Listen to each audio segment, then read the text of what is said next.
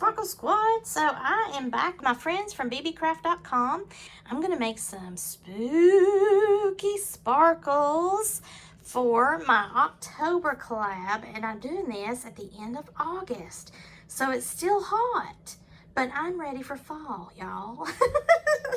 I wanted to make a couple of the designs. I have like, I think 25 of these dies, and I wanted to make a couple of them for my friends that I'm actually mailing some packages off to that are fellow jewelry makers, and I thought that they would really be tickled to use those. So I wanted to cut out some of these here and be able to send to them. This is my Sizzix Big Shot, and I have I think 1 or 2 videos where I'm talking about using this, and typically I like to use it when I'm making cards or paper crafts. But the cool thing about these types of Finlet dies, it depends on what it is that you're wanting to cut through. These work great on any kind of really thin fabric. Not so much like a felt. I haven't had any kind of success with that, but a leather or pleather or vinyl, something that's fairly thin and has a pretty good consistency as far as letting this pass through the machine. It just rolls through, and then that raised edge on your die makes the impression to cut the shape. As long as you can get it through there and not have any kind of thickness issues, then you should be able to cut out, you know, pretty much whatever you want. Even maybe very thin chipboard, like if you've seen one of my videos that I did recycled cat food containers to make a beading tray or a bead mat tray. I think I also was talking about those little inserts that are in the like the fancy feast boxes and various cat food where they use these types of pieces. They're very thin pieces of cardboard, which could kind of go for your chipboard scenario there. I like to use these for my jewelry cards, for my necklaces and stuff. So you could actually cut those out from that material, something like that, or paper, of course. But I am going to be doing the leather here to get those shapes for Halloween. So this is something that's really easy to do, provided whatever material that you are using meets whatever design element that you're going for. And then you can create, you just, you know, layer them up and create whatever you want to, whether you add beads or sequins or whatever you want to do to it, that's fine, or just layer them up and leave them as is. I'm going to get my Sizzix ready here. I love to use this whenever I am making, like, mass producing my cards for craft fair and stuff, and I just have, you know, everything laid out in a kind of an assembly fashion. Okay, so I've got to back up a little bit, and I just am turning my little handle around so that I can back up my mat. Now this actually shows you how you can make your sandwich, and they've got things called framelets and thinlets. This has a magnet on it, so whenever I put that on there, it is actually a pretty strong magnet, so that I don't have to use a piece of tape or whatnot to keep that in place when I make my sandwiches and run that through. So now I don't know how well that's going to do when I'm doing a fabric on this, but I am going to go ahead and use it because these are such thin pieces here, and I want it to stay on the material especially. So we're going to test it. I've never actually cut on leather, but also something I want to be sure of. Hey, that's perfect size to go through my Sizzix machine. Look at that. So that's going to be awesome. I don't have to cut this down in order to run that through my machine. So that means I can place whatever I'm wanting to do onto whatever my material is, put this down on top of whatever I want to be able to see when this cuts out. It'll stay on my magnetic platform, and then I'm done and can create other pieces. So I'm going to do that. I want to test at least one out on this one, because this is, I mean, it's really cute, but it's probably my least favorite of all the designs. That way, when I get to my favorites, which are the pumpkins and the little candy corns, then I'll be a professional at this material. If you do have a problem with it, you can use like washi tape to just kind of tape it down. Okay, so just like the little graphic says here, I'm laying the magnet platform down. I'm going to put one piece of acrylic down, and you can see it's been a well-loved piece. I need to actually get some new ones. I'm going to put my fabric down here and make sure, will this go through all the way? Yes, it will. It's a little bit of a tight squeeze on this one, but it's not going to be so bad I can't pass it through. See? I want to position this in such a way that I feel like I'm going to get good coverage. Now, I just need to open up all these little plastic pieces so I can get all my thinlets out. Let me grab this one here first. Isn't this cute? This is so cute. This is the flat side, and that's the side that's going to be facing me, because these raised edges here on these little thinlet dies, these are what are going to cut whatever material that you lay this down on. So let's look. It's not directly on, see how well that clanks to it? It's not directly on that because I've got now an acrylic and a piece of fabric in between the magnet and this, but it is still going to be enough strength to hold that down so that I'm not moving all over the place. So that is good to know. And then you just want to kind of strategically put this. Now this one's going to be a little bit difficult because of the designs and the little witchy hat here and the stars and all that stuff. But if I wanted to, you know, like maybe have a little, I don't know, skull poke through or something through one of the stars, I could do that. But I'm not really concerned about that too much right now. I am going to just place this as close to the edge as I can, so because I am testing this. I'm going to get my other ones out of the bags and just lay them all over this here and then run it through and see what happens as my first test. Alright, so I kind of changed up the ones that I was going to use based on the skull and crossbones motif, and I have everything laid out now. So I'm going to put my other piece of acrylic on the top, and you can see this is yet another well-loved piece. Because this is on the magnetic platform, it's not knocking those around. That is the cool thing about using one of those magnetic platforms, that it kind of keeps everything where you've placed it, especially if you're working with a pattern and you want to keep things just so as far as when it cuts out. So let's test this out here. I'm going to start rolling this through, and there's no specific speed that you have to do that. I just kind of take my time. Alright, I'm sorry, this is probably going to wiggle the camera a little bit because I have this clipped to my table, and this is on my dream box cabinet, so just bear with me.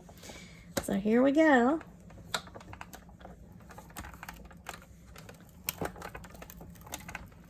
Holding on to the top of this so it doesn't bounce around. Okay, I'm going to run it back through, and again that magnet is holding everything in place so it's not moving it around, and I don't have to worry about it jumping the fabric. So I'm going to come back through this way, and the only reason why I did that is because it is a fabric, and if you have something that's thick, like if you're trying to do that chipboard or anything, you might want to run it forwards and then backwards, as long as your pieces will stay on there, just so that you're sure that it cuts all the way through the material. And you don't have to then cut it with scissors or do anything after you've already removed it from the material. Because once it's off of the material, if you didn't get a good enough cut, then you have to clean it up with some scissors, or you might even have to try to reposition it again in order to finish it out by running it a couple more times. Same thing if you're embossing a card with the embossing folders and you don't get a good enough impression the first time, you know, you might have to roll it through again. So that's just a learning curve on these Sizzix machines. But I heard, as this went through even that first time, I heard it actually like a light pop. Not really like a pop, but you can hear it when it goes through the material. And I heard that first time. I just wanted to be sure that all of them cut through the material, so that's why I backed it out to myself. So now let's see what we have. So I'm just pulling this out a little further. I'm taking the top platform off, then I am pulling up my fabric, and I can see I've got some cuts here. Yay! All right, so let's pull up this circle. There's the material.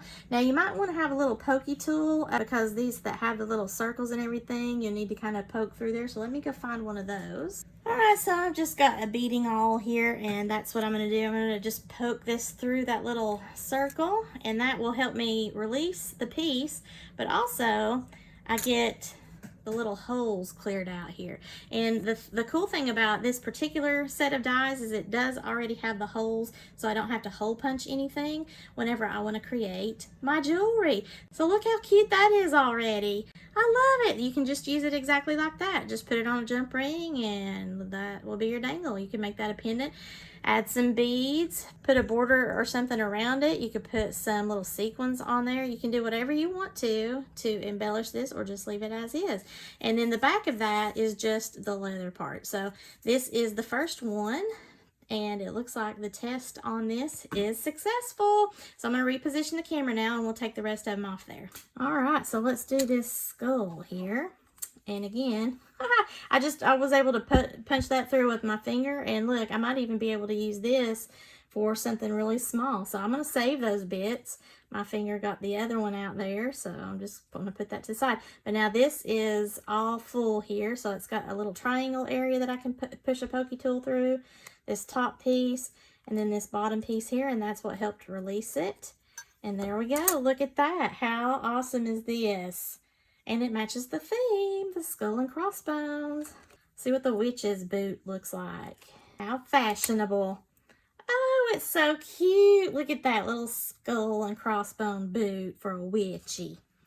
May have to make a couple of those. That's too cute. Now here's the tombstone. It's got a little slit there and the hole to help me release it. Here is my tombstone. Oh my gosh, I love that. That is precious. I mean, in a spooky way, but you know what I'm talking about. Now here's one that's got a lot of cutouts to it, so I'm just going to go ahead and push my pokey tool here. This is that devil's pitchfork, and I'm not going to be using the other bit to that, so I'm going to go ahead and throw that away. I have another section here that is not something we need, and there's a hole, so we'll push that through. This one is very delicate because you see it's just that thin little circle outline and then the devil's pitchfork, but you can sort of make out that that should be a skull maybe there too. So this one isn't as obvious. It's just going to be something that's kind of, you know, interesting to look at, but I wanted to test that nonetheless. That would be really better on a solid color because it's so thin and intricate there. Let's look at the ghosty. So here's a hole for its eyes and its eyes. And another little hole there. Woo! That one turned out really cute. The cross, it came out automatically, so I'm just going to pull that up from the fabric itself. Uh-oh, right there it didn't get enough, so I'm going to have to take some scissors and cut that. So that's not going to be too bad. It's only that one side right there, but you can see even though I did 2 passes, it didn't get all the way through, and probably because I was right there on the edge of my acrylic and it didn't get enough firmness behind it there. So let's see what's going on up here. Okay, here we go. We got another one, but this one did cut out, so I didn't even have to use my pokey tool. Look how cute that is, that teardrop shape. So we've got a witch hat. Now this is the back of the hat, or you can just do it as the hat itself, which is probably what I'll do. Look how cute that is. And then here's the version that's got the cutout of the stars. And I'm going to start poking these out, and I'll probably keep those little stars as confetti for something, because how cute would that be, you know? And then where is the, and there's another star. Okay, so I got all my stars poked out, and then there's the little circle, so I'm going to push that through, and there is the little hat. Let's say I had cut out another hat and it's a solid color or something, then you could see those stars shooting through there. That's a really cute idea. And that is the hat shape. So then I have a few little bits of space here. I'm going to take my scissors and just cut this right here on the edge. So then we have the cross, and that's so cute. I love how everything, mostly except for that one, did cut out, and then I don't have a whole lot of wasted space because of the way that I try to strategically put these like a puzzle when you're trying to use up all that you can, and then that way you don't have a lot of dead space. Oh, ooh, dead space. If I had anything ultra tiny here, I could probably put right in there, maybe, you know, in some of these spots here so that I could use up everything and then I'm not throwing away as much. Or using my scissors and cutting out some of these little areas here with the skull and crossbones just by hand. Whatever you want to do. I'm going to go ahead and position this and cut out a couple more of these things just to get this used up. And this is a lot of fun, when, especially with whatever patterns that you got going on, not just because of the dyes that you're using. This time I added a little piece of candy, and let's see if it went all the way through because it was on the edge. It just barely missed right there because it was right on the edge, and I felt like that would probably happen. So I'm just gonna cut that. Okay, and there we go. So that is a little skull piece of candy there. Really cute, and that will dangle like this. So, I mean, that was a lot of fun. I used up pretty much everything. I think I can still probably get maybe another witch boot or 2. I don't know. I'm going to play around with it. If I need to cut something off in order to make it work, I might have to do that, but I don't know, we're gonna see. So you see what I'm doing, I cut this apart because now I'm just dealing with a lot of scraps here.